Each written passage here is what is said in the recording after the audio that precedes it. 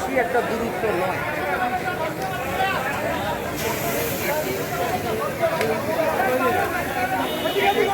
উচ্ছেদ অভিযানকে কেন্দ্র করে ভোলা পৌরসভার 3টি গাড়িতে আগুন দিয়েছে বিক্ষুব্ধ দখলকারীরা।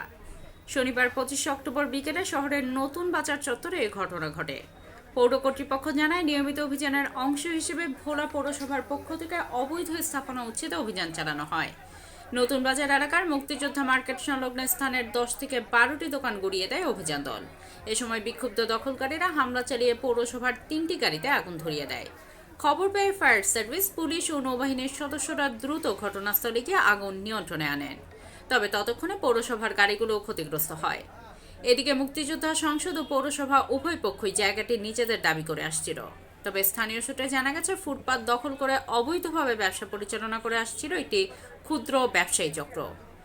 সরকারি সম্পদ নষ্টকারীদের বিরুদ্ধে কঠোর ব্যবস্থা নেওয়ার দাবি জানিয়েছেন স্থানীয়রা। ভোলা সদর থানার ভারপ্রাপ্ত কর্মকর্তা ওসি হাসনাইন পারভেজ জানান, পুলিশ ঘটনাটি তদন্ত করছে। এ ঘটনায় মামলা দায়েরের প্রস্তুতি চলছে বলে জানিয়েছেন পৌর প্রশাসক মিজানুর রহমান। ভোলা পৌরসভার নতুন বাজারস্থ পৌরসভার নিজস্ব জমিতে অবৈধ দখলদাররা দীর্ঘদিন থেকে অবৈধভাবে দোকানপাট নির্মাণ করে এখানে তাদের ব্যবসা পরিচালনা করছিল। পৌরসভার পক্ষ থেকে তাদেরকে বারবার এখান থেকে চলে যাওয়ার জন্য বিভিন্নভাবে মাইকিং এবং দোকানে দোকানে বলে আসার পরেও তারা সেখান থেকে যাচ্ছিল না।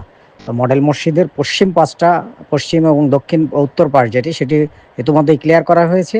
আর দক্ষিণ পাশ যেটি, সেটিও ক্লিয়ার করার জন্য গতকালকে থেকে কাজ চলছিল। গতকালকে কিছু দোকানপাট উচ্ছেদ করা হয়েছে, আজকেও অলমোস্ট সব কিছু দোকান উচ্ছেদ করা হয়েছে।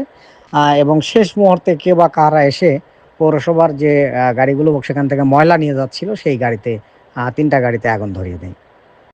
আমরা আইনগত ব্যবস্থা নিব এবং সেগুলো চিহ্নিত করার কাজ চলছে, নিয়মিত মামলা করা হবে।